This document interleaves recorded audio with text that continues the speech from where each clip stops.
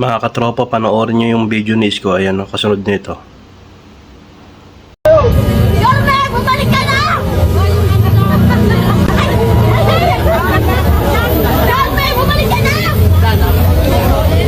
Yorme, bumalik ka na! Pato na silang ante.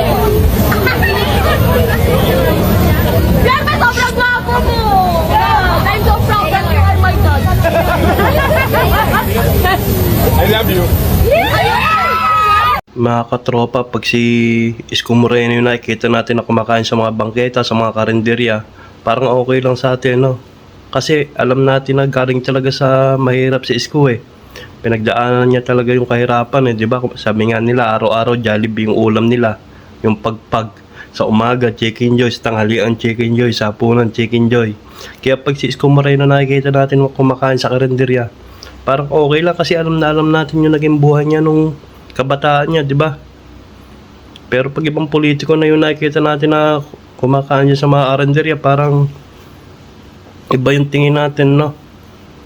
Lalo na pag alam natin may mga kaya sa buhay yung mga politiko na kumakain niya sa karinderya, parang iba yung tingin natin, no?